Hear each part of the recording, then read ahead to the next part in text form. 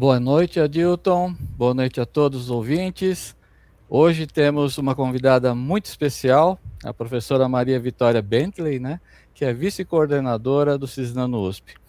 A professora Maria Vitória é farmacêutica e fez o doutorado em fármacos e medicamentos pela USP, né, e fez o pós-doutorado na Universidade de Manchester, na Inglaterra.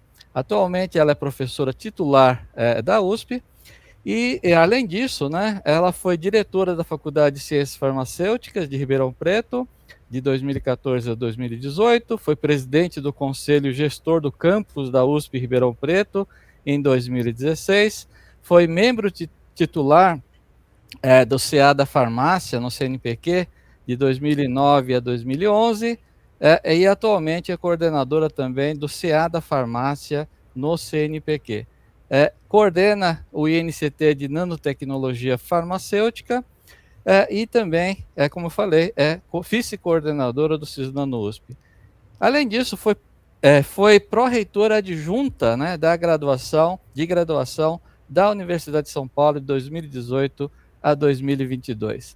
Então, a professora Maria Vitória tem uma larga experiência, tanto na parte científica, parte acadêmica, na parte de inovação, já que ela também vem desenvolvendo patentes e tem já produtos registrados, né? E, além disso, tem assim uma penetração muito grande, né, na comunidade acadêmica, científica acadêmica, sendo uma das principais pesquisadoras nessa linha extremamente importante, que é a de formulações para a entrega, né, de ativos na pele e através da pele. Então, vamos ouvir a professora Maria Vitória, né? Em primeiro lugar, o que seriam essas tais formulações, né? Para depois nós podermos discutir a sua carreira, né? E o que você tem feito e suas contribuições. Boa noite, Coite, professora Dilton, todos os ouvintes, né? Bom, começando respondendo a sua questão, né? O que são essas formulações para entrega de ativos na pele, né? Uhum. Coite, são várias propostas, né? Existem várias propostas. E quando eu iniciei essa linha de pesquisa, que foi lá no doutorado, né? Eu quis essa linha de pesquisa, apesar do programa e da orientadora não ser a linha específica dela, né? Eu fiz na Faculdade de Ciências Farmacêuticas de São Paulo, aí da USP, mas eu já estava lendo muitas coisas e estava vendo um início do desenvolvimento disso na comunidade externa científica, tá? Uhum. E não existia ninguém que fazia isso, né? Não dentro daquele contexto, tá? E eu comecei com formulações mais tradicionais, géis, né? Mas nem tanto tradicionais, géis poliméricos, com a base de poloxamer, introduzindo fosfolipídios, né? Para a gente ter aí uma compatibilidade, né, melhorar essa formulação para ter uma compatibilidade com a pele e, com isso, eu melhorar a questão da entrega desses ativos, né? Comecei com anti-inflamatórios tradicionais e aí a gente vai evoluindo. E no meu pós-doc eu fiz uma área mais biofísica, né? Trabalhei para entender essa barreira cutânea, que é o extrato córneo, tá? E como eu posso modular isso, tá? Então aí a gente partiu por análise gravimétrica do extrato córneo, infravermelho, Raman, uma série de outras coisas, e microscopia também. Entendendo isso, a gente traz todo esse know-how, né, e pensa um pouquinho mais adiante. Então, Nossa, a que gente está bacana. falando desde entender como que é o mecanismo de liberação de um creme, né? Ele existe um mecanismo ali, tá? Tá Uhum. certo que ele está aquém, às vezes, do que você precisa, em termos de time release, a profundidade, né? De Uhum. penetração daquele ativo, aonde ele vai atingir, que células da camada da pele vai atingir. Ele é adequado, né, para um delivery, por exemplo, de um quimioterápico, tá?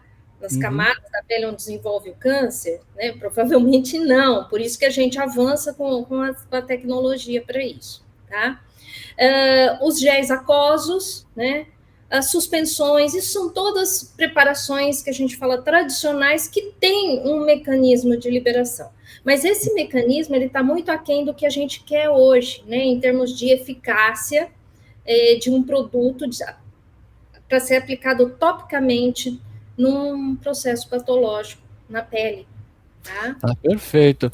Agora, considerando, né, todas esse sistema, né, complexo que é a pele, né, eu diria que, pelo que eu saiba, né, é um dos sistemas mais difíceis de se penetrar, é praticamente inexpugnável, vamos falar assim, graças a Deus, né, porque ele é que nos protege, né, do meio ambiente, mas como que a nanotecnologia, né, realmente pode ser aplicada aí para vencer, superar essa barreira e fazer a entrega.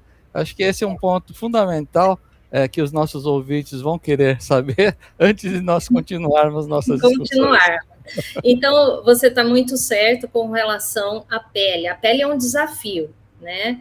Ela é o maior órgão do corpo humano, tá? Ela tem um sistema de barreira de proteção necessário, tanto para a entrada como para a saída de substâncias do corpo. Tá? E o extrato córneo é uma das membranas de absorção mais organizadas. Ela é mais blindada, né, para a entrada de substâncias. Abaixo dele, você começa a ter as células, né, as células vivas. Aí a gente começa a pensar como que é a entrada dessa substância ou da nano nas células, né? Que a gente entende muito disso em cultivos de célula. Mas a gente tem que ser realista, a gente tem um efeito barreira muito forte e você tem que sobrepor isso, tá? E aí existem vários métodos para isso. A gente tem desde métodos físicos, né? Corrente elétrica, ultrassom, uma série de coisas para eletroporação, mas aí são métodos físicos que você está ali desestruturando aquela pele. Agora, quando você pensa numa aplicação tópica, ou de um produto dermatológico, ou de um produto cosmético, ou um produto transdérmico, né? Que você quer que aquele ativo caia na corrente sanguínea, a gente precisa de métodos que a gente chama de químicos e de formulação. Tá? Então, como que a nano vai facilitar isso? Qual que é a vantagem da nanotecnologia? Como eu disse anteriormente, as preparações tradicionais elas vão até um limite. Quando você pensa em ativos, né, diferentes, como, por exemplo, um peptídeo, uma proteína, tá? Um ácido nucleico, isso era impensável, né? Vamos pensar assim, há 30 anos, era impensável você aplicar essas moléculas. Primeiro, pela labilidade delas, né? Então, a gente pensa numa formulação que vai ter uma estabilidade físico-química adequada para essa molécula, e depois ela é grande, né? Você tem uma limitação, uma absorção passiva, quer dizer, sem a parte de métodos físicos, são moléculas menor do que 400, peso molecular menor de 400. Tá? Quando a gente pensa nessas moléculas grandes, ela está fora. Tá? Aí, como que a nanotecnologia pode ajudar? Tá? Quando você incorpora essas moléculas numa nanoestrutura, você protege do meio biológico e do meio da formulação. Tá? Essas nanoestruturas, aí eu tenho que pensar como que eu vou construir a arquitetura dessa nanoestrutura e a composição química. Né? Existem vários estruturantes, né, de nanopartículas. Tá? Então, por exemplo, eu tenho polímeros.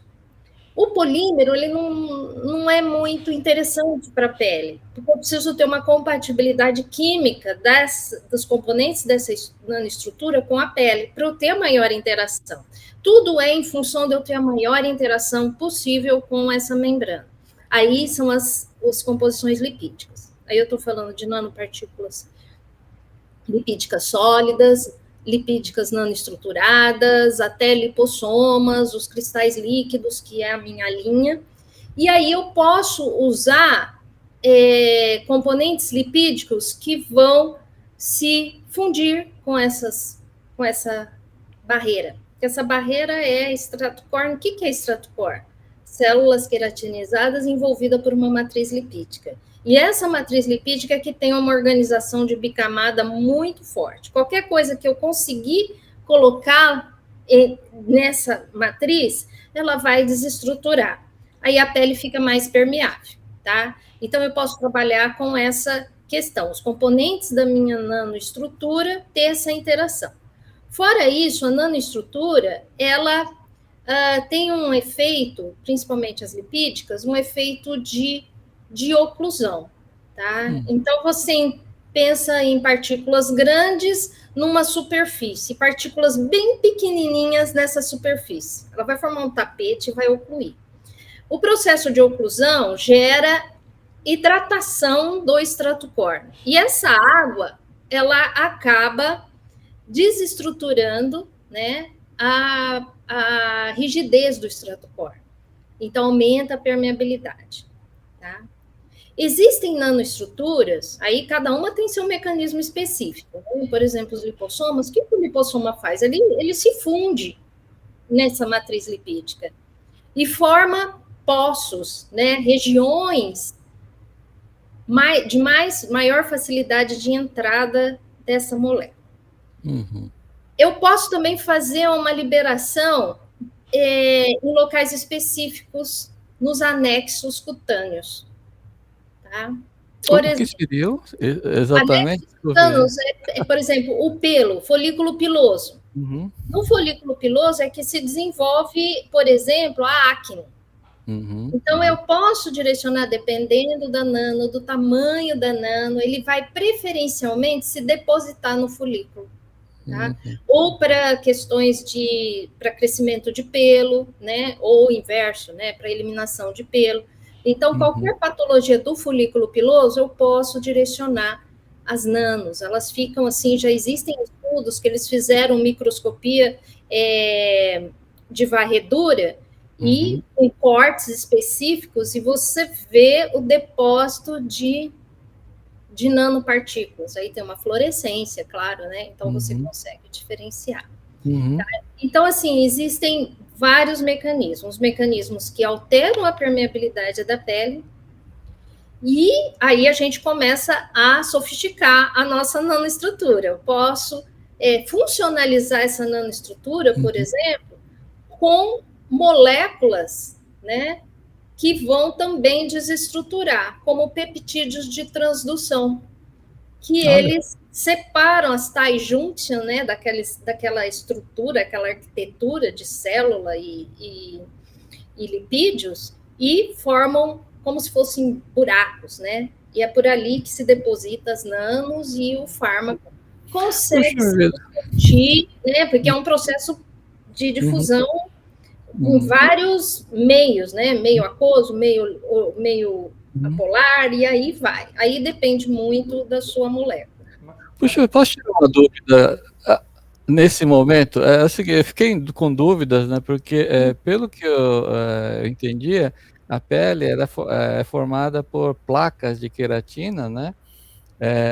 Que são relativamente rígidas, vamos dizer assim, e pouco permeáveis, né? E quando você fala que essas nanopartículas, elas se fundem, né? Elas se fundem à superfície dessas placas, né? Mas ele promove, então, a mudança das características dessas placas ou das regiões de junção entre as placas? Entre essas placas, tá? Existem vários mecanismos, existem substâncias químicas que, por exemplo, eles desnaturam proteína, então vai desnaturar a queratina, mas são métodos um pouco mais agressivos. A gente está falando de nano, né? Então, quando você fala placas de queratina, eu tenho células, os queratinócitos, que são células mortas, que têm aí uma hidratação, dependendo do tipo de pele, do ambiente, mas elas estão envolvidas por uma matriz lipídica. E o principal mecanismo de entrada de moléculas livres, né? Ou interação de nanoestrutura com a pele é pela matriz lipídica. Maria, tá? Maria Vitória, antes de você entrar, boa noite a todos, boa noite, Coita, boa noite, Vitória. Para nós é uma alegria aqui ouvir Maria Vitória com tanta informação que eu acompanho de longas datas. Aí você apresentando, falando dessas partículas, me lembrei há 20 anos atrás, quando eu queria entrar com técnicas físicas, e eu até procurei na época, mas eu vi que não tinha quase nada ainda desenvolvido para a gente usar as técnicas físicas. É que eu não quero entrar. Passa um filme porque... Quando a gente começa a fazer uma tecnologia, falou da nano aqui, o foco é a nano, mas a gente viu que antes de fazer esse robozinho, essa nanotecnologia, tem que entender o processo. Eu imagino que naquela época pouco se sabia sobre a pele, ou seja, não é só fazer a nano, mas tem que ver como ela penetra.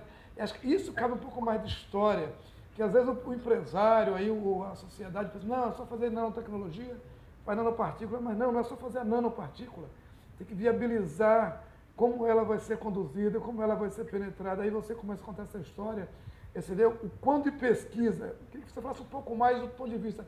Quando começou lá atrás, o foco estava na estrutura da nanotecnologia ou já estava em tentar entender mais a pele, e aí surgiu as nanopartículas?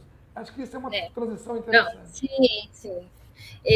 Como eu falei, né, bom, para você desenvolver um produto, né, vamos falar da questão farmacêutica, você tem que entender a doença, você tem que entender aonde vai ser absorvido a sua molécula, né?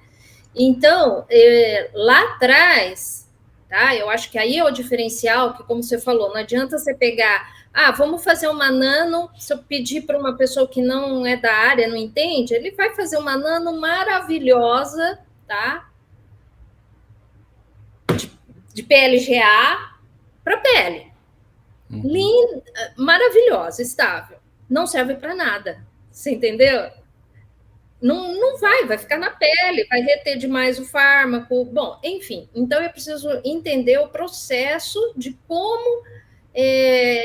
o que eu posso fazer, porque eu estou trabalhando com uma barreira, né? As outras membranas de absorção têm outras barreiras, mas a da pele ela é a mais difícil.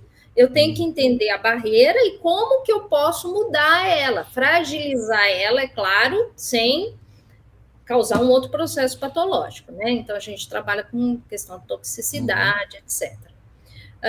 Então, primeiro veio o entendimento, tá? Tanto que eu fui lá trabalhar com a parte análise com métodos físicos, físico-químicos, da membrana, do extrato-core. E a interação com fosfolipídio, com ureia, com propostas de alteradores de membrana para entender esse processo. A partir daí, eu construo a minha proposta de produto, tá? Então, primeiro, realmente veio esse entendimento, trabalhar com formulações mais simples, né? Quando veio a nanotecnologia, que foi lá 1990 eu não lembro, 97, né, que teve a questão movimentação do CNPq para organização de redes, os pesquisadores em redes, tá? Eu já sabia o que estava fazendo, já tinha uma indústria, a gente estava testando algumas nanotecnologias dele para pele, eu já tinha, como a gente também, no entendimento, né, dos mecanismos, da função barreira, a gente se aprimorou nos métodos in vitro, tá? De estudo de liberação e permeação. Por quê? Não adianta você ter aquele produto estável, físico-quimicamente perfeito. Se ele não funcionar, ou seja, se ele não liberar o fármaco na pele, nas camadas que ele vai desenvolver o efeito, ele não vai ser efetivo, tá? Ou você vai ter muitas diferenças no mercado, né? Se a gente está falando de medicamentos genéricos. Então, a gente também foi pioneiro nessa questão da permeação in vitro, tá? Então, o nosso laboratório foi o primeiro da universidade no Brasil a ter um sistema automatizado para estudos de liberação in vitro. Olha, e aí, a gente deu vários cursos, inclusive para a empresa, a Stifel, tinha um aparelho lá, mas eles não sabiam o que fazer, né? O que estudar. Então, a gente deu vários treinamentos para estífio, né? A gente foi em loco. E aí, a Natura, que está sempre à frente, né, em vários aspectos, veio e pediu, eu quero um estudo, era um produto com flavonoides, a gente tinha nanoestrutura, mas acho que era nanoemulsão, não era nanopartícula sólida, né? E a gente quer ver a deposição, a liberação nas diferentes camadas da pele. Isso a gente faz, a gente vai mapeando, né, aonde penetrou. Nós temos condição de fazer isso, usamos esse equipamento, né, treino. E eles mandaram para registro para a Anvisa.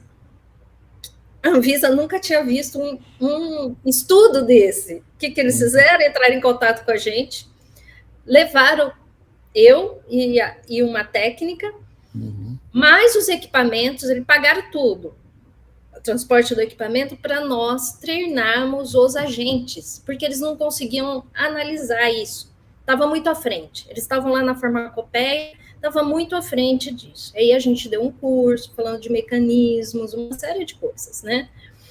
Então a gente foi pioneiros nisso, né? Então começou realmente com o entendimento disso, que metodologia eu vou usar, que infraestrutura eu vou usar para analisar onde penetra, que camada que está, uma série de coisas. Aí a gente trabalha com marcadores fluorescentes, depende do fármaco, do que você está trabalhando, tá? Então veio antes. Quando veio o advento da nanotecnologia no Brasil, né, que reuniu todos os grupos e os vários editais, redes, depois foram institutos do milênio, depois os INCTs, aí vem Cisnano, vem uma série de coisas, a gente já tinha muito know-how de entender como que eu posso, né, liberar qualquer tipo de molécula, em termos de características físico-químicas, tá? E aí, o entendimento que eu preciso ter uma nano com composição compatível, com uma composição que vai interagir, né, com essa barreira, né, de certa forma, para eu poder fazer a permeação, né, ou a liberação, a penetração daquele ativo, tá? Então, foi aí que começou o entendimento de métodos para avaliação, entendimento da função barreira, entendimento de como eu posso alterar, e aí inclui os métodos físicos também. Isso a professora Renata, ela foi a doutoranda, ela se especializou nisso, ela tem também esse know-how, e eu foquei aí em termos de formulação e de nanoestruturas, né? Então, são nanoestruturas lipídicas, tá? Ou sólidas, ou os cristais líquidos, alguma coisa com lipossoma também. Nossa, que legal. Então, quer dizer que, assim, eu analisando, né, que foi colocado, realmente esses espaços, né, disponíveis para difusão são muito estreitas, né? Você falou 400... o espaço peso molecular de 400 para a molécula. Peso molecular de 400 pode passar por a gente chama de permeação passiva, né? E aí, mas não é só o peso molecular, hein, Coit? Ela tem que ser anfifílica, né? Não pode ter carga, tem uma série de coisas ali que interferem. Né? Sim. Então, tem todos esses segredinhos aí, né, que assim, fazem parte. Para um bom permeante. A maioria dos fármacos não são bons permeantes. Um bom permeante é a nicotina. Olha. Aqueles PETs de nicotina é dispersão em um adesivo. Ele permeia muito, muito rápido, tá? Pode matar a pessoa se aquilo lá não for controlado. Né?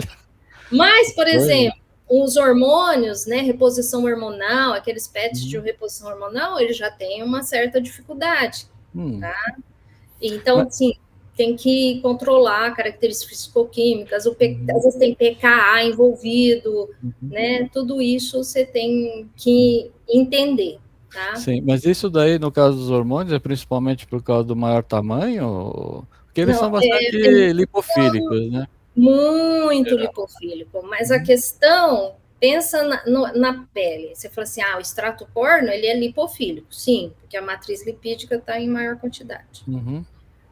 Mas a epiderme viável, você começa a ter as células vivas, elas são aquosas. Eles ficam ali. Até para esse hormônio chegar na vascularização e ser absorvido sistemicamente, ele tem que passar todos esses passos, tá? Se de uma forma ele é mais fácil para ele o extrato córneo, porque ele é hipofílico, a outra a parte mais hidrofílica já tem um problema, tá? Por isso a anfifilicidade é importante.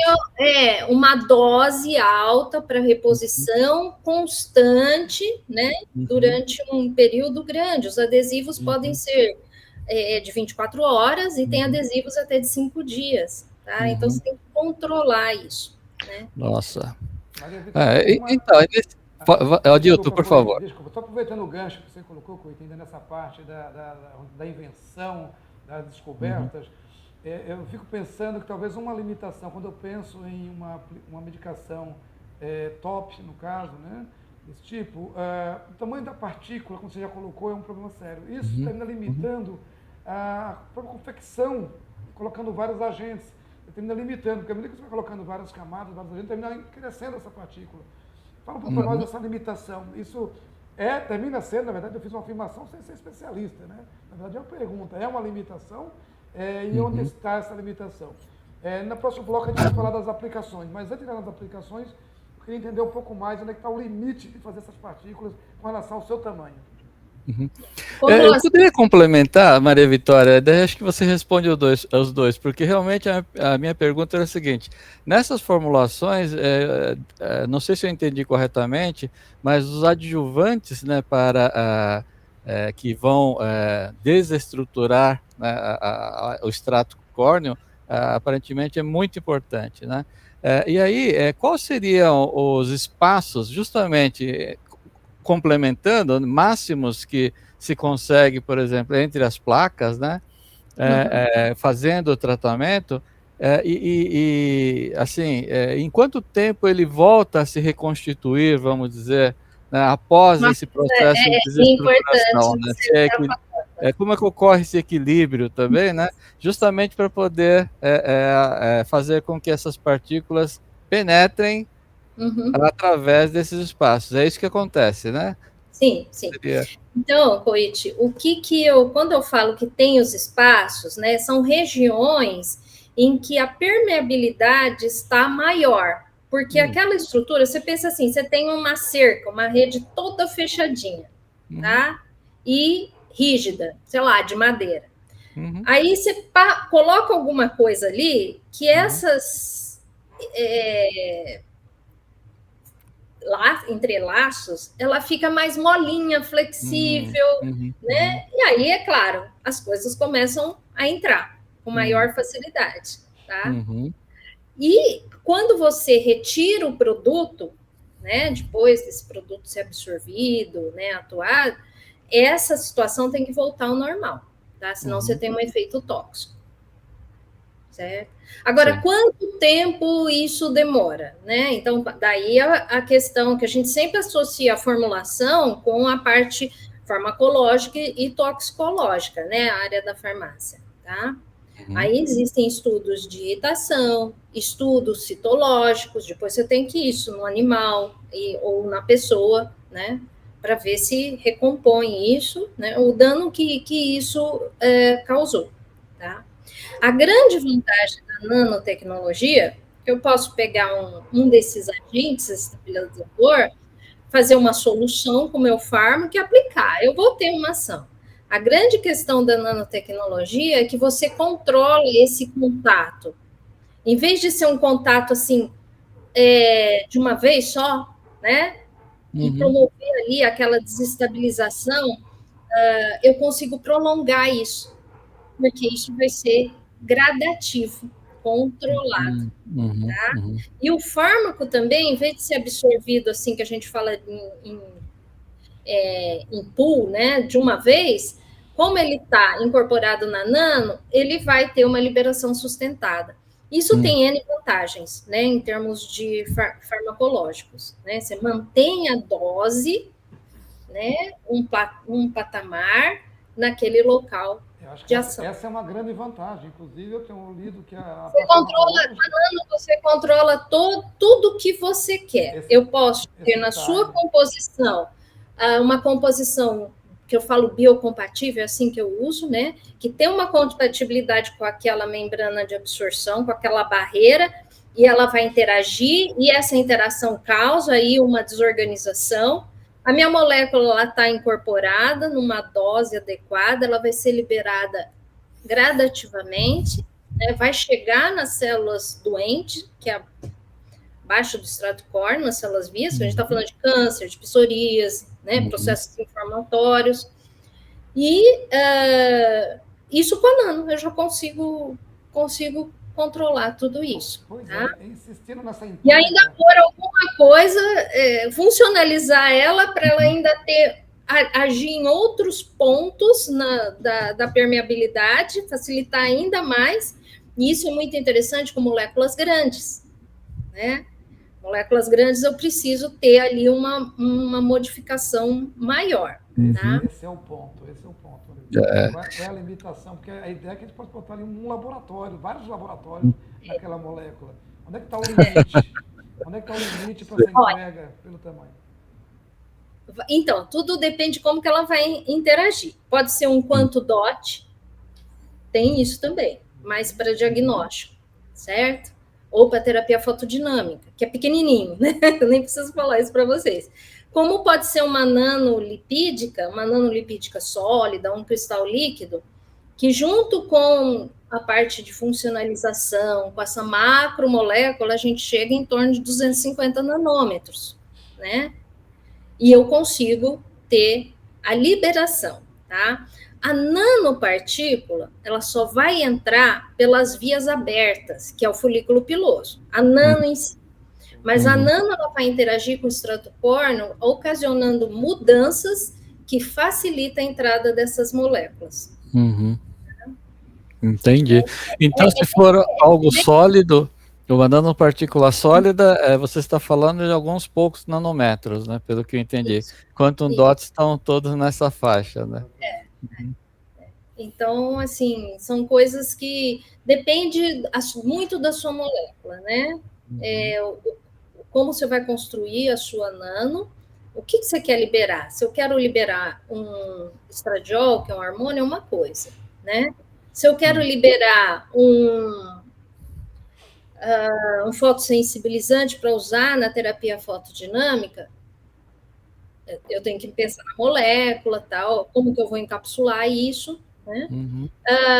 E aí eu vou, para começar, né? Aonde que a Vitória chegou, né? Então, ela trabalhou lá com os corticoides da vida, né? Que são formulações fármacos tradicionais, né? A gente evoluiu com relação a aumentar a penetração deles, usando uma base de poloxamer, né?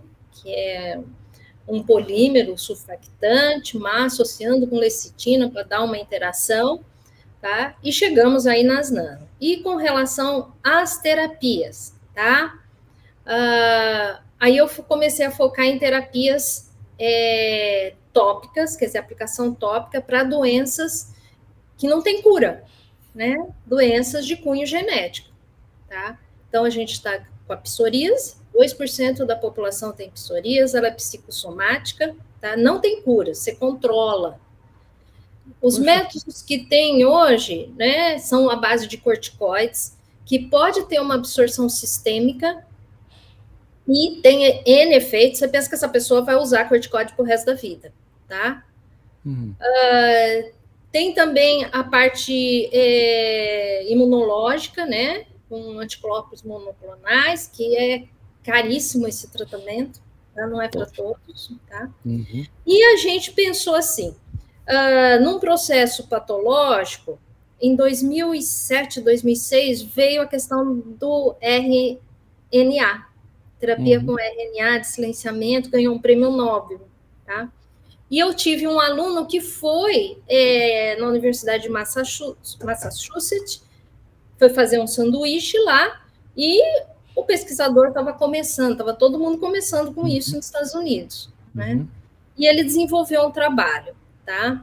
Lá, mas não era para tópico. E esse pesquisador veio para o Brasil, a gente conversou e tal, e eu falei, eu quero aplicar essa parte do silenciamento para a pele. Ele achou ótimo, ele falou, segue nisso que você vai dar certo. Aí eu pensei, esses processos patológicos, câncer de pele, psoríase, epidermólise bulhosa, o que você tem? É um processo inflamatório exacerbado, tá?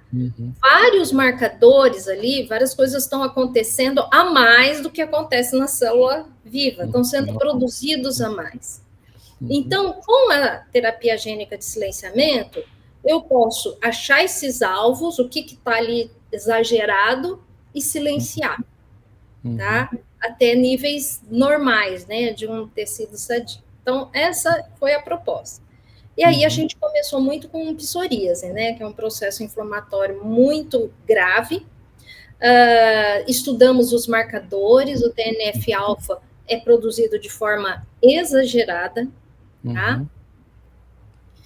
E o tratamento, tudo bem, silenciamento de genes, né? Aonde que vai ocorrer esse silenciamento? É no citoplasma, por isso que é vantajoso com relação à terapia com DNA. DNA teria que entrar dentro do núcleo, né? Só para esclarecer, Vitória, esse ponto, você vai continuar onde você parou mesmo. Esse é um ponto que acho que é quente no momento da parte científica. A maneira clássica do diagnóstico, da terapia, aí dentro do diagnóstico, está inflamatório, o sistema atacar diretamente aquela parte inflamada. Você está dizendo diferente. Que agora não adianta pegar só a parte do que já aconteceu, onde é que está a causa do problema.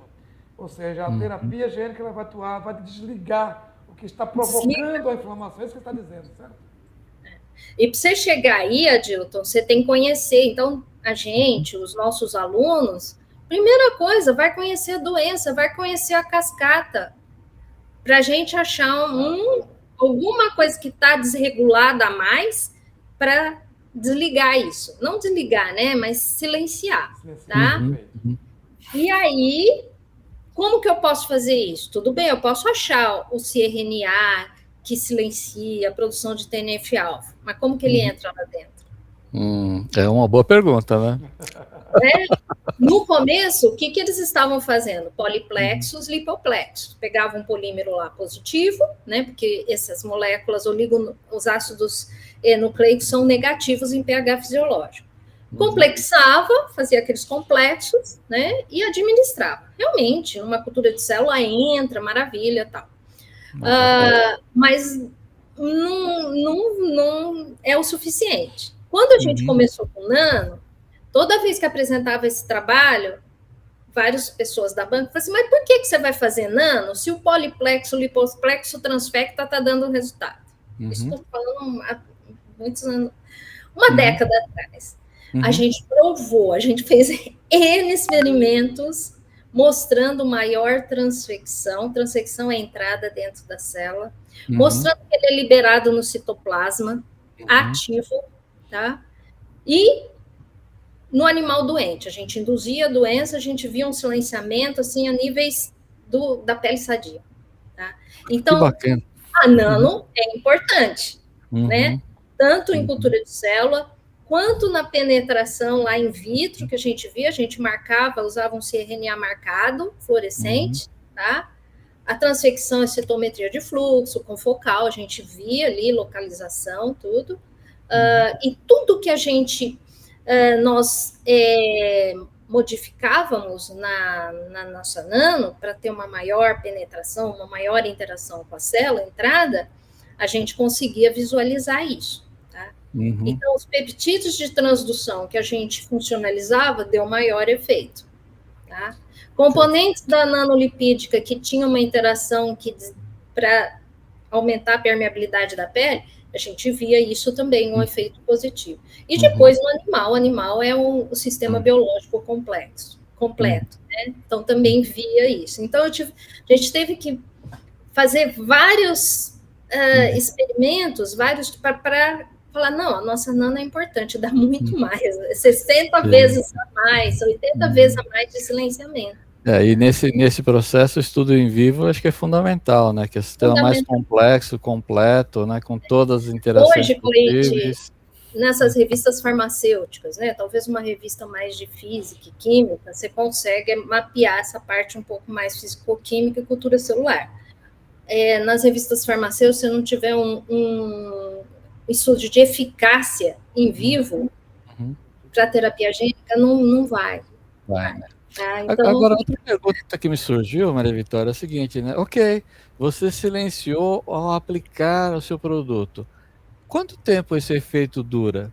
É uma coisa permanente ou só durante um tempo? Não pode ser permanente, é durante o tempo de aplicação. Ou seja, não desligou, como eu brinquei, né? Não desliga, só... Não pode desligar, ele silencia, né? O que ele faz? Na doença, né, existe a produção lá no núcleo do RNA mensageiro que vai produzir aquela proteína, que no caso é o TNF-alfa, a citocina, tá? Num processo patológico, a gente tem muito RNA, produz. O que a gente faz? A gente silencia esse RNA mensageiro, degradando ele. Então, é muita interação molécula com molécula. Não é geneticamente, eu não estou silenciando isso. Tá? Assim, lá na produção. Ele continua produzindo. Mas, como a minha aplicação é local, eu consigo controlar isso. Enquanto estiver aplicando esse produto, ele é silenciado. Puxa vida, agora fiquei contra a dúvida, Maria Vitória. Desculpe, é dúvida de quem não entende nada, né? Mas, por exemplo, se o organismo está produzindo isso em grandes quantidades, por que ele se manifesta localmente? Ou é só naquele local que está vendo? Naquele local. Naquele local. Ele é por exemplo, no caso da psoríase, ele é psicossomático, é naquele local. Câncer de pele é naquela região ali que está produzindo. Como eu brinquei inicialmente, essa é a grande vantagem, a promessa aí para terapias gênicas, né? Que você não olha o problema causado, mas onde está a origem, atua direto na origem. Então, é fenomenal. E quando eu olho esse potencial, para mim tem um divisor de águas aí, quando a gente fala em ciência, nanotecnologia, com esses avanços, essas terapias gênicas combinadas com toda essa parte farmacológica, essa parte de terapias físicas, que vou entrar já também. Mas, Maria Vitória, o certo telespectador já está curioso, olha, e as vacinas? É possível já substituir as agulhinhas por essas... Né? Existem as vacinas cutâneas. E aí? Né? A vacina é bem legal, hein? É uma via muito, muito interessante, né? Existem várias tecnologias para isso, né? Uma delas é o microagulhamento, tá? Então, existem PETs com microagulhas que perfuram o extrato córneo, só essa espessura, tá? E elas são embebidas, são revestidas com as vacinas, com os antígenos, tá? E aí você causa imunização. Então, a pele é um local interessante para imunização também, tá? Mas aí eu preciso aí de um método físico associado, né? Porque eu preciso de uma dose rápida, ela é pequena, mas eu preciso que aquilo entre rapidamente no organismo, tá? Nas células vivas, né? Que tenha aí um processo imunológico, células imunológicas ali muito exacerbadas também, tá?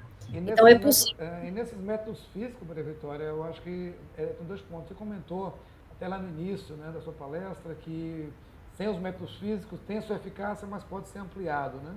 E aí a gente fica pensando, em alguns casos de doenças raras, como você comentou, não tratamento terapêutico, que nem aquele que se faz no dia a dia em casa, mas pode fazer dentro de uma clínica, num lugar especializado, ou guiado por especialista.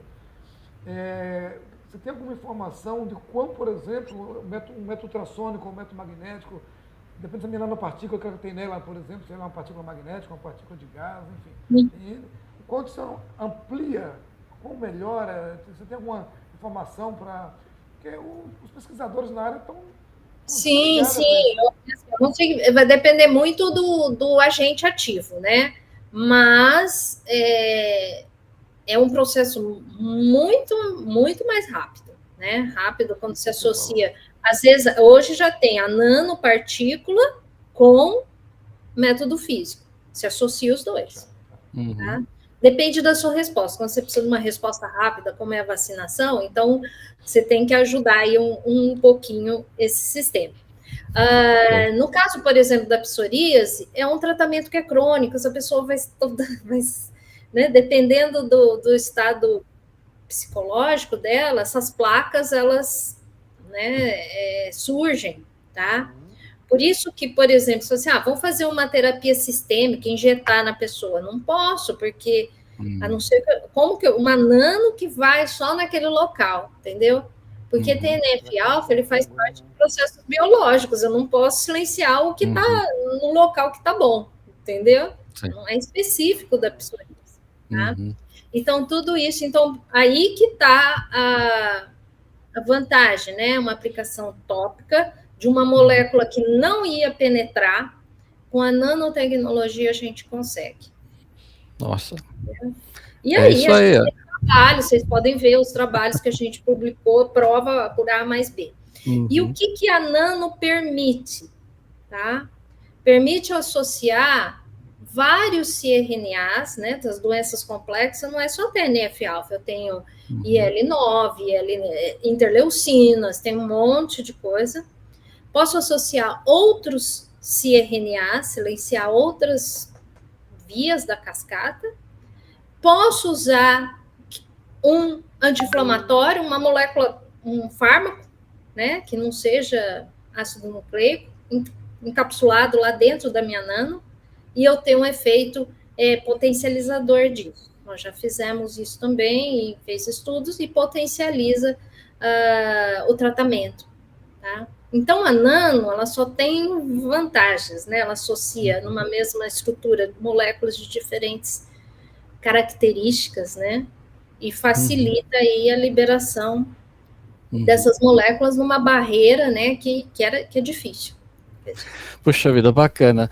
Podemos partir para um tema mais agora de aplicações mesmo, de tecnologias, né? Eu acho que seria bem interessante nós caminharmos nessa direção, né? Por exemplo, olhando, né, uma aplicação real, né? Quais são os principais problemas que ainda persistem, né, para transformar o sonho em realidade? Né, já que a priori, né, é possível fazer praticamente tudo, né? Colocar diversos agentes, fazer tratamentos. A bancada permite, os modelos experimentais funcionalização e assim por diante, né? Bom, a questão é até que ponto, né? Quais são as limitações disso, né? E quais são os requisitos realmente que esses materiais ou formulações devem satisfazer para uma aplicação real? Ou seja, né, para gerar um produto que chegue ao mercado efetivamente.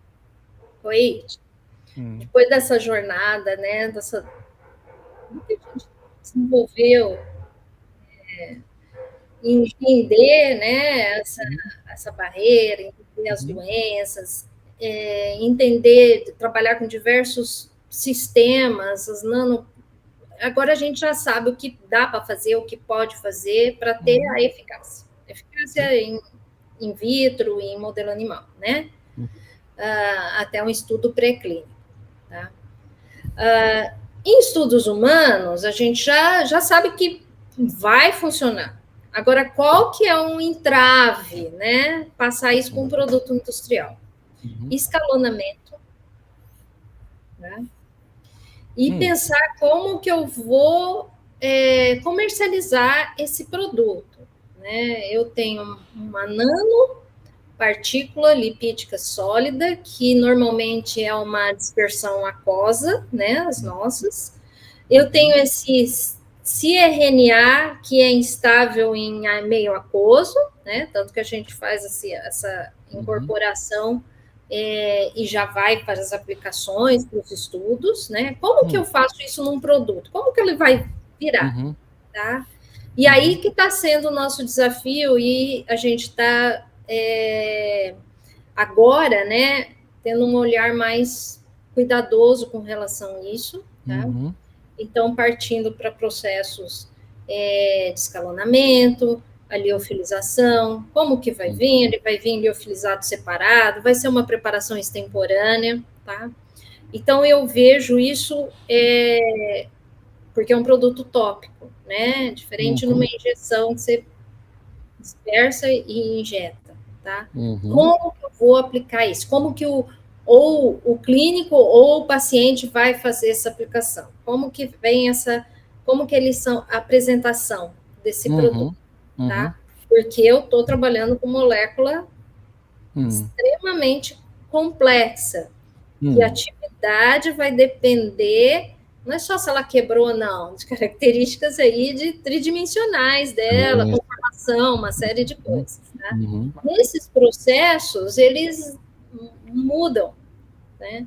Então, hoje nós estamos numa fase, dentro das nossas nanoestruturas, de adequar processos de liofilização. O que eu quero? Um pozinho, tá? Que depois possa ser diluído em spray, né? Ou um pozinho que tenha uma estabilidade ali de alguns dias, né? Ele vai ser misturado ali com uma preparação gel, alguma coisa para a pessoa fazer a aplicação. Tá? Então, a gente está viabilizando.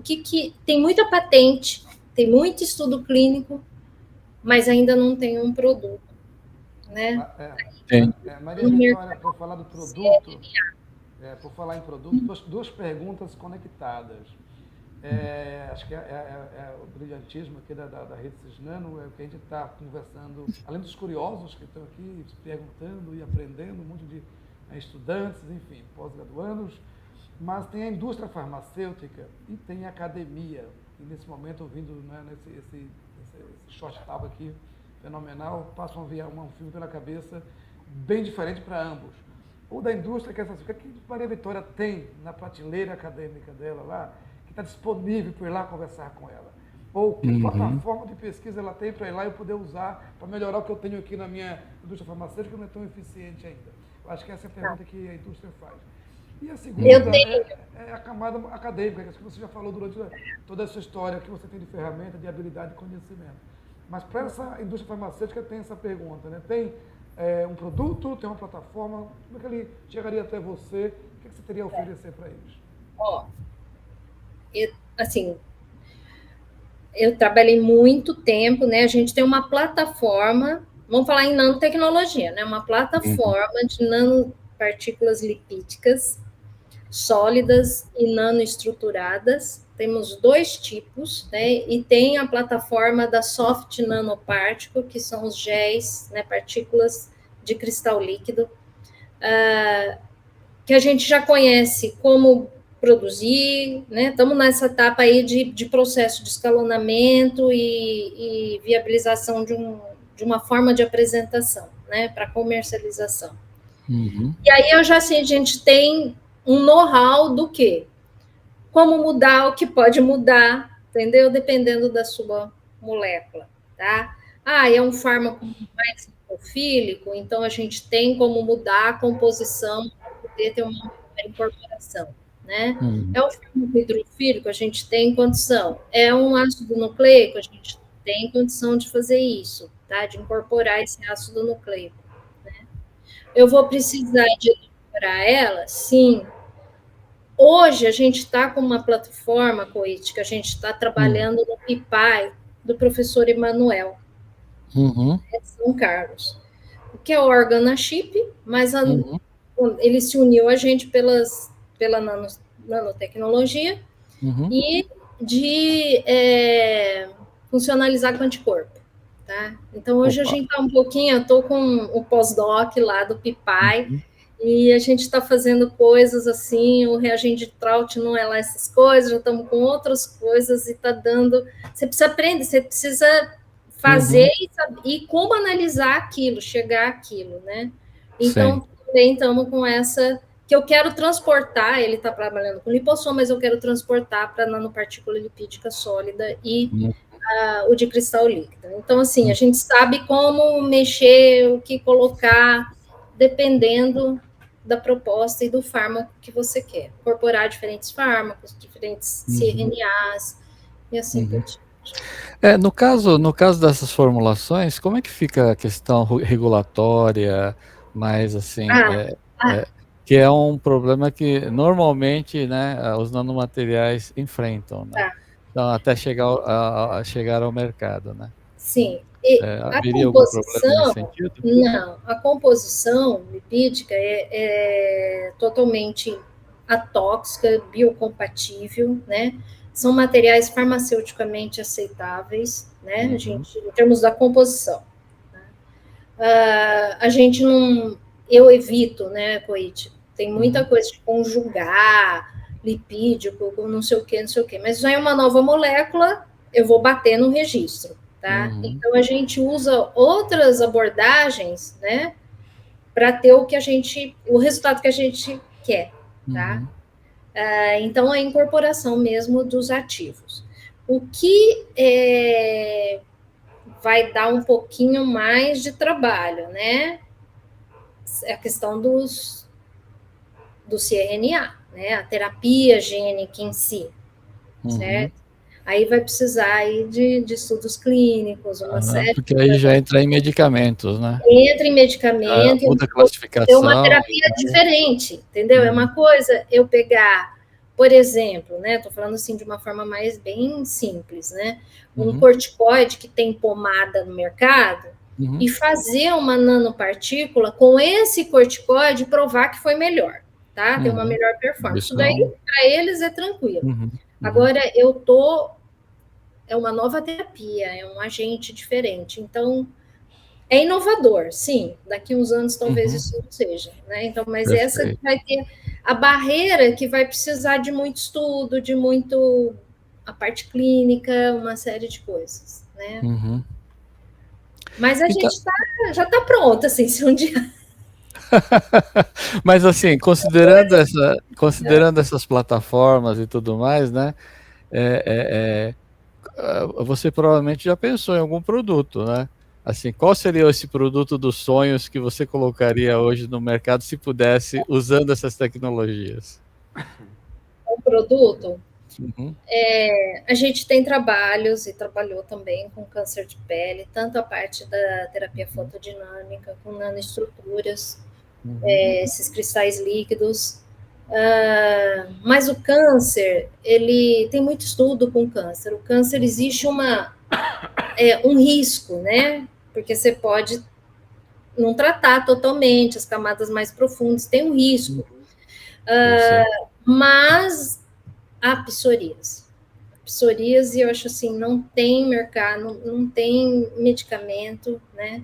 As pessoas, quando você publica fala alguma coisa no jornal, são pacientes que te procuram. Perfeito. Porque eles querem essa cura, tá? Então, é a plataforma da psoríase. E uma outra, né, que a gente está aí com uns resultados interessantes e vai um doutorado está desenvolvendo, o vitiligo. Dois Vitiligo, a gente já sabe os marcadores que causam a morte do melanócito. Tá? Então, se você inibir isso, silenciar isso, né, no início do vitiligo, você consegue, pode ter um resultado interessante. Perfeito. Então, são dois produtos assim que eu gostaria que tivesse no mercado. Né? Legal. E justamente os dois limitantes aí seriam a questão do escalonamento, né, e a apresentação para estabilizar, então, os ativos. Seria basicamente esses os dois pontos principais. Isso. Né? Então, a gente está fazendo estudos aí para idear um produto seco, né, Coito? Você sabe. Para poder ressuspender e aplicar, né? E aí aplica conforme... O escalonamento, embora seja sempre um grande desafio quando está na bancada acadêmica, depois que chega a nível de indústria, essa engenharia se transforma, isso de alguma maneira resolve. E aí, talvez o papel nosso aqui, mas mostrando bem como isso é feito, a indústria já especializada, com certeza, rapidamente. Às vezes ela consegue fazer isso. Isso aí é uma dor que a gente leva, é uma dor que a indústria precisa do conhecimento científico, com certeza. Mas eu queria insistir que eu fiquei muito sentido, por exemplo, no ambiente do parque tecnológico, quando eu estava falando do parque, várias empresas, muitas delas saíram até da farmácia de Ribeirão Preto, startup, a gente vê que a grande dor dessas empresas para transformar esse sonho que o Ito comentou ainda é não ter uma plataforma de pesquisas clínicas em vivo que tão forte aqui no Brasil, depender de fazer isso fora, e às vezes você pega toda uma pesquisa feita, conhecimento, compartilha o ouro, vamos falar assim, lá fora, por conta dessas plataformas. E eu queria mais ouvir a sua opinião como não só uma pesquisadora, como já colocou aqui no nome dessa história, mas a sua influência e seu conhecimento aí na gestão acadêmica. O que faltaria, né? Que recadaria aí para esses gestores, para a gente ampliar? Eu lembro que o CNPq, uns 10 anos atrás, criou um movimento, tentou criar algumas plantas, Ceará, outro aqui em São Paulo, isso morreu. Que recado você daria? Porque essa é uma grande dor, de fato, eu tenho observado, não sei que já tenha resolvido, eu não estou sabendo, mas até então... O Coit, ali o laboratório, né, a gente criou várias pessoas, né, formou várias pessoas que estão hoje na IOSEN, na INCITO, né, o laboratório é aberto, eles vão lá, professor, precisamos fazer permeação, precisamos usar o seu equipamento, não sei o quê, seu dermatômetro, então, assim, tá aberto, eu tenho um IC que foi contratado por lá, né, então a gente tem essa interação. Agora, assim, você foi diretora aí, né, de um parque tecnológico, tá? Eu acho que falta de investimento, tudo bem a planta física, mas investimento em recursos humanos, as bolsas são muito baixas, não atrai, essa meninada fica com medo e acaba indo para o chão de fábrica. Eu falo assim, é a parte de produção, de controle de qualidade, de medicamento, de comum, entendeu? Então, eu acho que existe a grande limitação hoje. Eu tenho um laboratório bem estruturado, nós temos aqui, tá? Com equipamentos de última geração. Eu preciso de recursos humanos, eu preciso de pós-graduandos, eu preciso de bolsas de DT, mas que pagam bem, para segurar essas pessoas bem formadas. Então, essa é a limitação. Aí, fala assim, vamos abrir uma startup e tal. Nós formamos pessoas que podem ter essa condição. Mas ele tem medo, porque é difícil. As incertezas são grandes, né? As incertezas são grandes, as bolsas, o valor da bolsa é muito baixo, então não é atrativo. Eu acho que é isso que está ali. Eu acho que você pegou na veia, Maria Vitória. Eu sempre brinco, né? A inovação não está no produto, mas nas pessoas. Então, sem dúvida. Exatamente. A inovação... A estrutura das universidades tem, e se ela fizer essa associação que está fazendo, ele não precisa investir em milhões no equipamento. Estamos falando agora de valor agregado. Exatamente. Mas aí entra na questão das ideias, né, inovadoras, né, criativas, para gerar um novo produto para o mercado, né? Acho que esse é o ponto que é o ponto fundamental, né? Ok. Como diminuir esse risco? É justamente tendo uma ideia que seja bem aceita pelo consumidor, né? Esse é o ponto, acho que, principal também, não seria, Adilton? Sim, Maria Vitória. Com certeza, quando eu falo em ideia, estou falando já de um protótipo, né? Enquanto está na ideia, ela precisa... por exemplo, a Maria Vitória começou lá há 25 anos atrás, como comentou, com ideias. Quando o trabalho tem para definir, prototipar. Hoje tem um produto, um protótipo, que é na fase de evolução. E agora, quer dizer, o produto, no princípio, já até existe, mas para evoluir precisa de recursos humanos qualificados. Claro que além dos investimentos, instalações que a universidade tem, né, mas precisa disso que ela falou, ou seja, a ideia foi lá atrás. Já se tem produto hoje prototipado, que está pronto para sair da academia para evoluir, mas sem esse recurso humano, a inovação não existe. Eu digo exatamente o que ela colocou. Eu acho que é de valor agregado. Aí você pensa, não, mas você tem uma ideia... Mas melhor ainda que não precisa de pessoas tão qualificadas. Não, aí já está indo buscar uma mágica que não existe, né? Sem dúvida nenhuma. Eu acho que agora nós podemos aproveitar esse tópico que você colocou, Adilton, que é a questão da formação dos recursos humanos. Puxa vida, nós estamos falando de uma área altamente especializada, multidisciplinar, transdisciplinar, né, que exige conhecimentos realmente em áreas diversas, né, muitas vezes até nem conectadas, né, para que ela ocorra, né? Como é que nós podemos formar bons profissionais na área de nanotecnologia, né? Você teve essa experiência como pró-reitora adjunta, né? De educação, de graduação, melhor dizendo, né? E eu gostaria de ouvir a sua opinião, né? Como que nós poderíamos eventualmente, né, criar aí um ambiente mais propício para para nós termos alunos com uma formação mais eclética, né? Mas, por outro lado, como nós vimos, ele tem que ter conhecimentos muito aprofundados em determinados segmentos, né? Senão ele não seria capaz de também avançar, né? Sim. Então, qual seria o equilíbrio entre essas coisas, né? Coit, vou falar em termos de formação e graduação, né? A pós-graduação são os programas específicos, mas na graduação, né? A gente iniciou um trabalho na nossa gestão, né, de cursos integrados, tá? Romper barreiras, formar alunos que vão ter aula. Não estou falando assim porque a disciplina é da química, não, mas eles vão ter aula na química, eles vão ter aula na medicina, vão ter aula na engenharia, entendeu? Em cima de um contexto, de um tema, tá? E aí os professores migrarem. Então, se o aluno não abrir a cabeça dessa forma, né, você vai formar mais a questão técnica específica daquele curso, daquela formação. E aí eu vou dar um exemplo, né, de um desses projetos que foi aprovado, que é um da farmácia, dentro dos consórcios acadêmicos, porque a gente vê a biotecnologia farmacêutica, o futuro, né?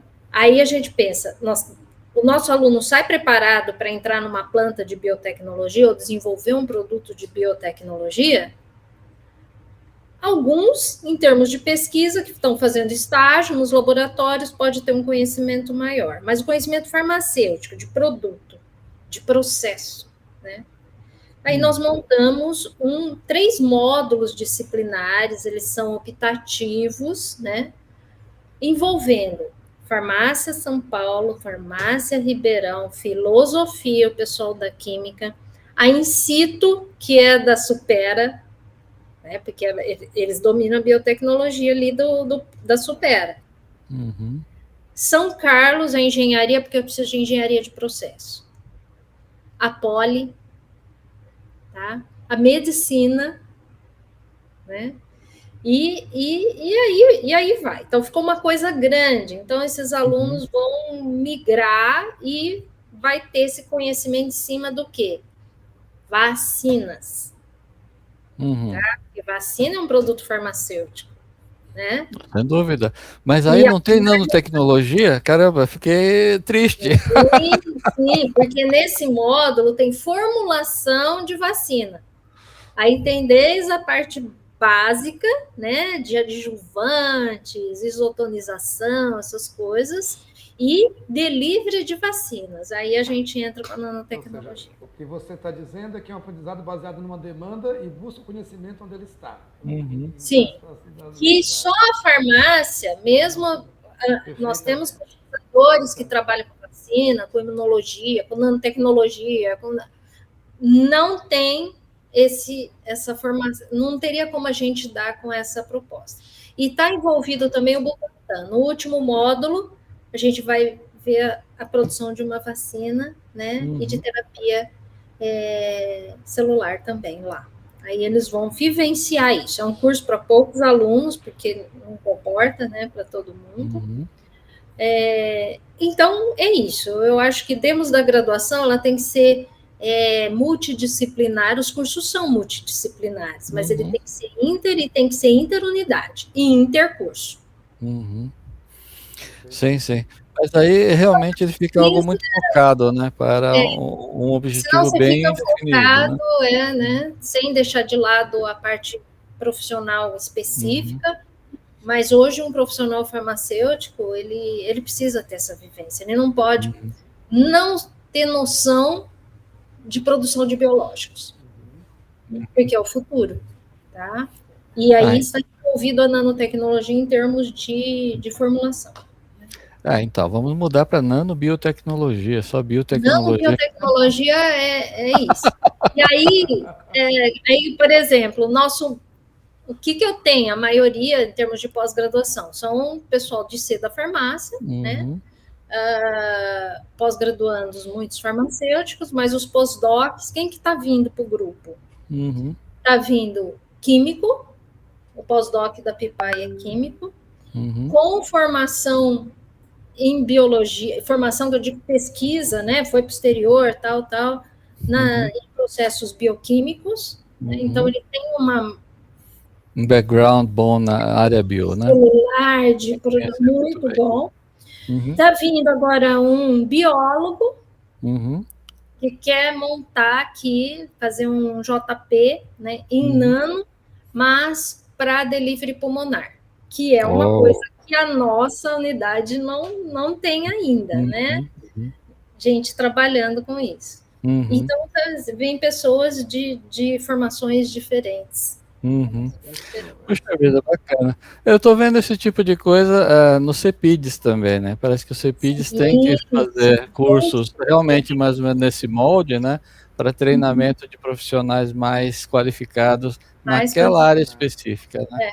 Perfeitamente. Eu acho que nesse cenário, Coete, aproveito para perguntar para a Maria Vitória se ela tem percebido de forma dentro da farmácia, né? Esse movimento que é puxando um pouco até a sardinha, mas não é, mas é realmente a criação dos ambientes de inovação. Porque uma das grandes dores da formação de recursos humanos é que esse jovem que adquire uma boa formação, com toda essa metodologia, a Vitória acabou de descrever, né? E quando ele está pronto para ir para o mercado e produzir, ele vai para fora e lá fica.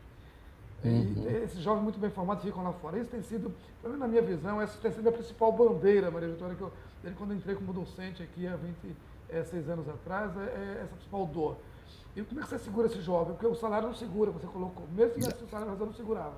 Então, acho que esses ambientes de inovações terminou criando uma oportunidade daquele mais patriota, olha, eu vou, mas eu vou para o meu país, ter como ele extravasar ou continuar desenvolvendo. Acho que você falou da In-Situ, é um exemplo, e acho que um exemplo até maior, Ribeirão Preto, no caso aqui do Suberapá, que foi o segundo centro a criar avaliação de teste de Covid, por exemplo. Acho que indo nessa direção.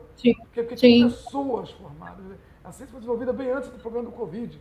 Tinha pessoas formadas. É isso que a gente precisa. Como é que a gente segura? Acho que aí fica a minha pergunta.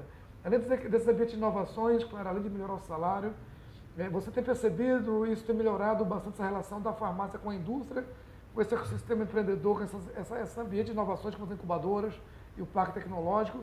E além disso, o que mais? Né? Além do salário realmente que é baixo, a questão desse ecossistema e essa mudança na parte da pós-graduação talvez vir mais pessoas de fora para o Brasil, que você acabou de comentar. O que mais você poderia dizer para nós para melhorar a fixação de recurso humano no Brasil com bom salário? A visão da indústria. Né? Eu acho que tem indústrias, eu já tive contato com indústria que pensam lá na frente, a Natura é um pouco disso, né? Então ela tem um elástico ali de risco, né, que ela quer assumir, tá? Então isso é muito bom. A Natura não vem atrás da gente para fazer um ensaio simples. Lá atrás o meu ensaio de penetração era maravilhoso, era inovador, ninguém fazia, só eu que tinha o equipamento. Ela já quer uma coisa a mais, tá? Então, não é toda a indústria que tem essa visão, não dá mais. É importante genérico? Mas isso não vai avançar. E não vai atrair o jovem, porque o jovem, a rotina, o beabá que está na farmacopeia, não atrai o jovem de hoje, tá? Então, eu acho que arriscar mais a empresa para ter essas oportunidades, esses projetos, quer seja PIPAI, PAPESP, não sei, mas ter mais investimento nessa área, né? Porque ela fala assim, já tem escalona, o Coit sabe, né? Assim, o que é muito inovador, muito não sei o quê, é um pouco difícil você convencer. Sim. Nós fazemos isso. Nós somos pesquisadores comparados com do exterior, né? Por isso que a gente coordena Cisnando, Isso, CT, exatamente. não Eu é acho. porque faz o simples, tá? Ah, que a indústria é importante. Eu tenho ex-alunos, cargos de indústria, top do top, criaram não sei o quê, gerentes disso, não sei o quê, não sei o quê. Abriram, inclusive, né, a Xê, né, tem um laboratório só de nanotecnologia. Não, tem uma ex-doutoranda que foi para lá, porque era nano com pele e eles queriam nano com pele, e era o que ela fazia, né, fez no doutorado. Mas eles querem mais. Uhum. Isso é Aí, bom, né, Maria Vitória? Na realidade, as empresas estão mudando, né? Eles estão biotecnologia. percebendo muito claramente que sem inovação eles não têm futuro, eu Não, acho, né? saiu Então, um conjunto ali de diretores que trabalhavam juntos e montam uma startup, Eu acho uhum, que você tocou num fazer ponto. prospecção de biotecnologia, você entendeu? Então, eles estão já uhum, um Você, pouco à frente. você tocou num ponto que Só eu que precisa falo. de investimento, não é qualquer um que tem essa coragem de largar uhum, aquilo que está sem lá, né? dúvida. E Uhum, Você tocou num sei. ponto que é um recado importante até para entender essa. Eu me preocupo muito com essa comunicação da academia com a indústria. E aí você falou do. Às vezes está muito novo, né, bem assim, para escalonar, porque na verdade tem um time entre o que ainda está Uhum, sendo pesquisado e o que vai para a prateleira da indústria. uhum, E esse time, às uhum, vezes, tem que entender. Às vezes a gente está fazendo aqui, seria para os próximos 5 ou 10 anos ainda, depende do produto, e a indústria quer uma coisa que foi de uhum, 5 anos atrás, mas que já está. sei. Mas a comunidade não conhece ainda. Né? Acho que esse time Uhum, é muito importante, porque não é só ter é, o produto, tem que ter o consumidor. uhum, E se o consumidor ainda sei. não sabe, então esse produto, na verdade, não pode nem existir. E acho que Uhum, a própria academia, é o marketing disso aí. Então, dos seus congressos, dos artigos, e é uhum, difícil de entender uhum, esse gap, que é, faz uhum. esse time. Né? Nós somos Isso é muito bem lembrado. nós somos o próprio que fazemos uma então, divulgação ali mas no assim, processo o deles. risco é pequeno que ele quer Exatamente, assumir, sim, sim, exatamente. Uhum, É o que a gente sei, né? falou. sei. E aí perde recursos humanos altamente bem Uhum, formados, os nossos alunos de sei. pós-graduação, os docs, Uhum, tá? uhum, Eu vejo, a gente já fui para Harvard visitar, fiz uhum, curso, a gente tinha uma colaboração com o Norbert Lange, né, que participou aí da vacina nasal de mRNA. Bom, enfim, a pessoa é o top do top. E num curso tinha várias pessoas do Brasil inteiro, do Brasil não, do mundo inteiro, e tinha uma ex pós-doc dele que estava lá também. O que ela estava procurando? Alguém para tomar conta da startup dela.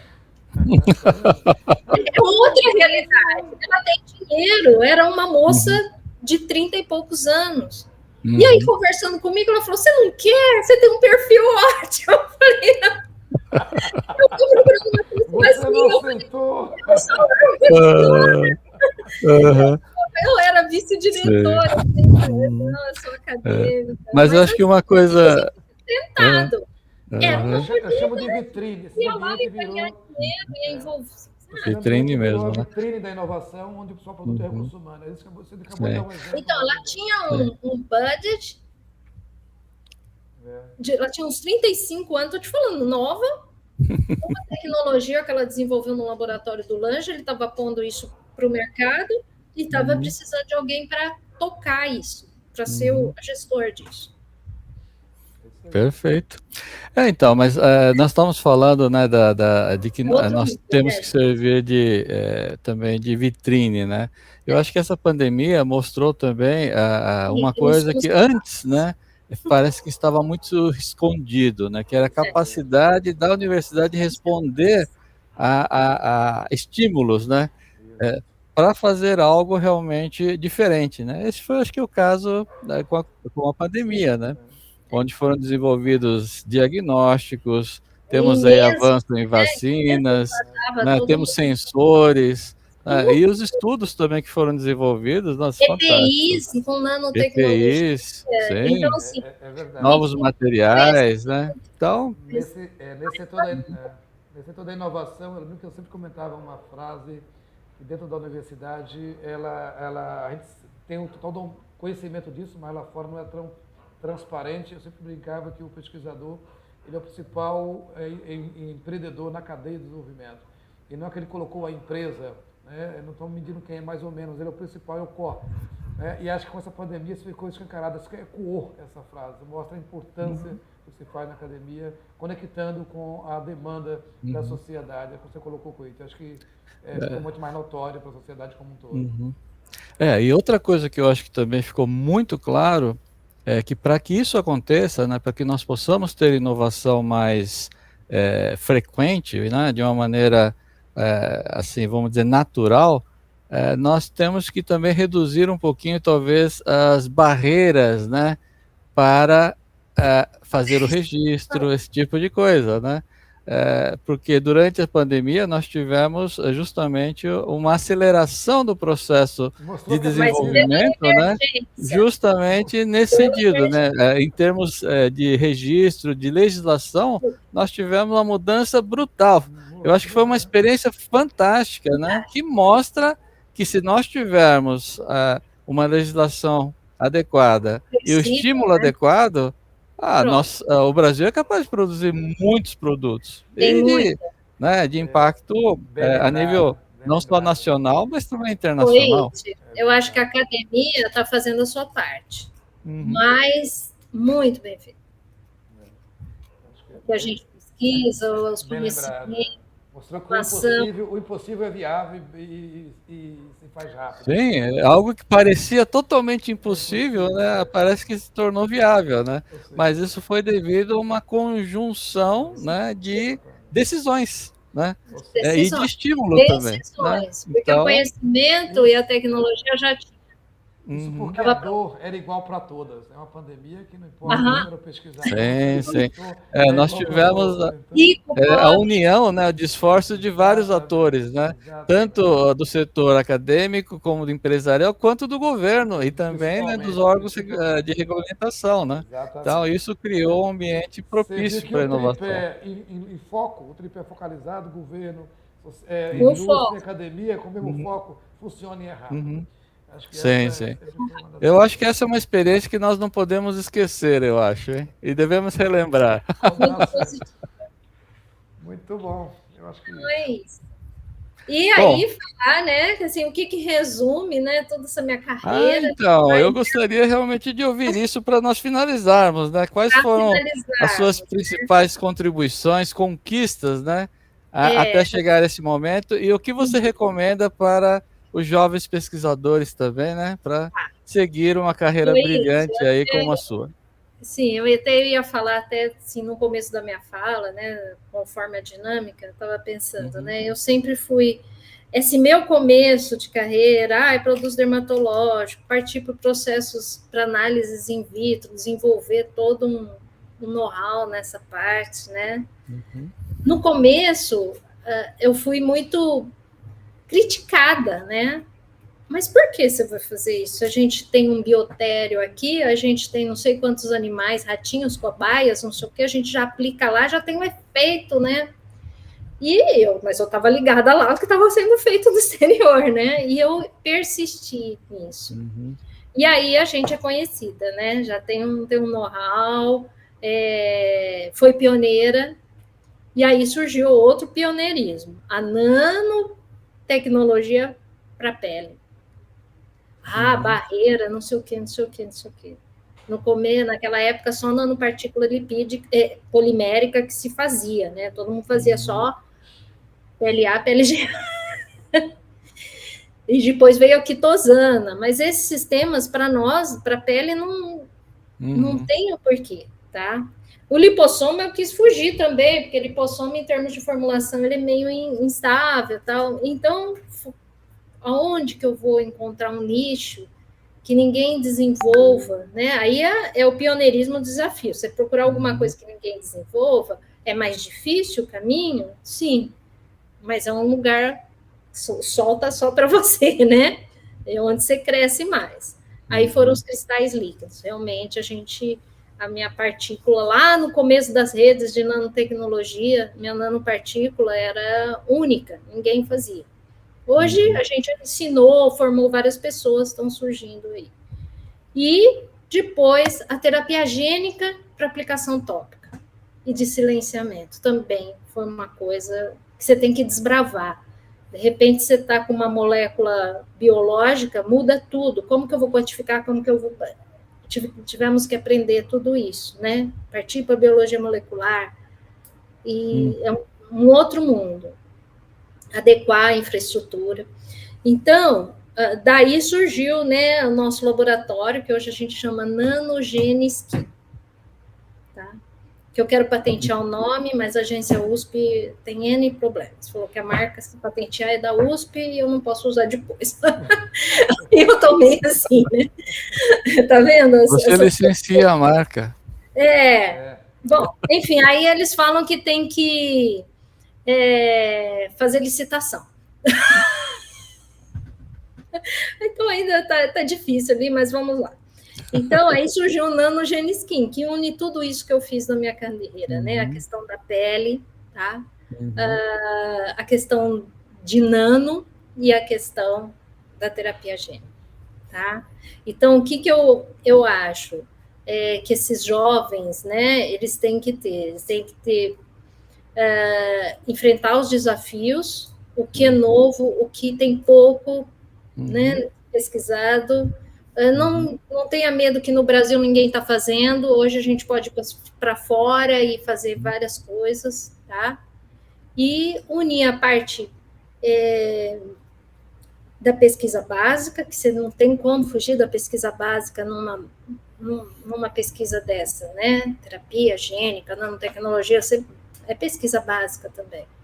E também a questão aplicada, tá? Então, nunca meus projetos estão dissociados de um paciente, dissociados de uma doença, da contribuição para a sociedade.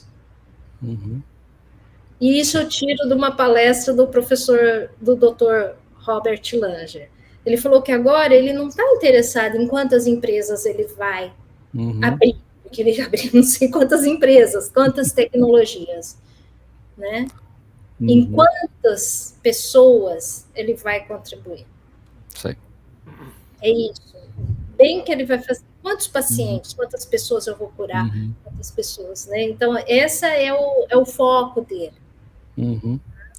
Então, é isso que eu acho que a gente tem que procurar. Eu acho que esse sempre deve ser o foco de todo qualquer pesquisador, que ele tem uma demanda quando ele começa lá atrás. Acho que eu brinco que o Oito fez essa pergunta lá no início e você estrategicamente deixou para eu responder no final. Eu até achei que tivesse esquecido, mas isso é muito importante. Acho que é o recado que a gente deixa para esse jovem. E aí, Marita, você falou 2 pontos importantes, que é que nem casa, o filho com o pai é coisa natural. Se você sair da trilha que foi desenhada, você está errada, né? Não dá certo, tem aqui, tu tem que fazer isso, tem que ajudar. Mas você foi persistente e foi resiliente ao tempo todo. Resiliente saber esperar. Então, acho que esses 2 segredinhos. E para os pais, quando você é um aluno, é quando você é teimoso, mas no caso não é teimosia. Você estava vendo muito tempo à frente, já teve essa experiência e falou... Não, eu poderia me intimidar, porque não, né, teve algumas dificuldades, eu não tinha no Brasil, por isso que eu fui para fora. Você não tem no Brasil alguém para conversar a respeito. Tem a pesquisa básica. Senão, essa mensagem é muito, muito importante, né? Sem isso, nós não avançamos. Exatamente. Acho que é isso que é difícil, é complicado, realmente. Até mesmo porque o novo sempre vai dizer não, porque o novo é desconhecido. Sim, o não já recebeu não. É isso que você falou para os jovens. Agora, as agências de fomento viram isso, reconheceram. Tem mudado muito nos últimos anos. Ainda bem, né? Com a criação e ampliação, tem mudado muito. Perfeito. Olha, Maria Vitória. Animado todos aí. Muito, muito obrigado por essa entrevista maravilhosa, né? A conversa foi muito legal, aprendemos muito. Adilton, muito obrigado pela parceria de sempre, né? Com essas perguntas que vão direto ao ponto mesmo. E acho que nós podemos encerrar por aqui nessa entrevista, e lembrando que nós estaremos fazendo outras entrevistas com pesquisadores, mas também com pessoas ligadas, né, a empresas também, para nós mostrarmos o outro lado, né. Por enquanto estamos aqui desbravando a parte das pesquisas, né, Adilton? aí, Maria Vitória, mas a ideia é que nós realmente tentemos mostrar essa conexão entre a academia e as empresas para que nós consigamos gerar novas tecnologias e inovação. Tá. É isso aí. Muito obrigado mais uma vez e boa noite a todos. Adilton, por favor. Obrigado, boa noite. obrigado, Coito, Maria Vitória. Primeiro que é um prazer estar aqui, né, ouvindo o que você falou, aprendendo, porque quando você conta uma história científica condensada, né, feliz de nós que tem um pouquinho de base da ciência básica para poder acompanhar aí um pouco do que tudo comentou. Mas com certeza a indústria que ouviu, o jovem, enfim, seja para pesquisa, para poder aplicar uma tecnologia, é entrar em contato com a Rede Cisnano. Estamos aqui aptos para colaborar entre a universidade e a indústria, transformando todo esse conhecimento, como a Maria Vitória acabou de comentar aqui, entre outros vídeos, para o setor produtivo. E como colocou no final muito bem, o nosso alvo é a sociedade, é quantos seres vamos impactar com o conhecimento gerado aqui dentro. Muito bom. Obrigado, gente. Muito obrigado. Até a próxima. Até a próxima.